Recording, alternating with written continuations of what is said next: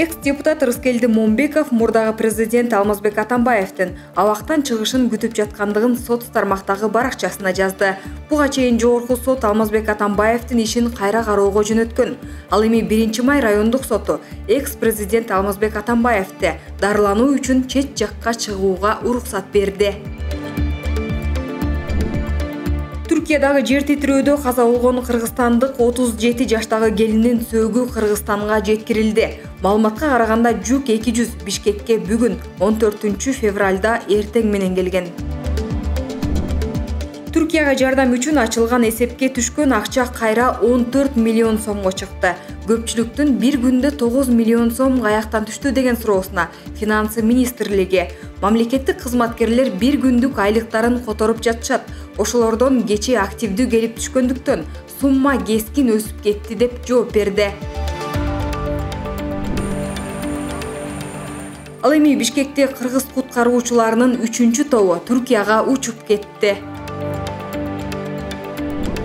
Жалалабадта мурда соттолгон элден акча талап кылып келген жергиликтүү кеңештин депутаты кармалды.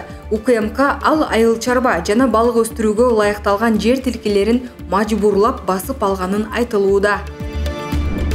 Акжол Махмудов дүйнөлүк рейтингде 1-орунга чыкты. Буга чейин бириккен күрөш дүйнөсүнүн рейтингинде түркиялык Юнус Эмре Басар лидер болчу.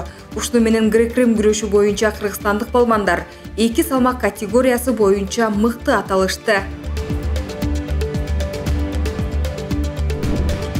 Социалдык тармактын колдонуучулары жазуучу Чыңгыз Айтматовдон улак тартыш ойноп жатканы тартылган видео менен бөлүшүүдө. Чыңгыз Айтматов Гүлсара чыгармасында көк бөрү оюнун, ушундай эрендердин эр оюнун мурас калтырган ата-бабаларыбызга кулдугум барабы деп сүрөттөп жазганы бар. Румыниянын түштүк батышында күчү 5,2 балга жеткен жер титирөө болгондугун жалпыга маалымдоо каражаттары жазып чыгышты. Жабыркагандар жана кыйроолор тууралуу азырынча маалымат жок. Жер титирөө Румыниянын борборунда гана эмес, коңшулаш Молдовада да сезилген. 7 февралда белгилүү фигурист Роман Кастамаровдун буттары согончогунан баштап ампутацияланган. Ал эми кече 13 февралда ал колунун бир бөлүгүнөн ажыраганы белгилүү болду.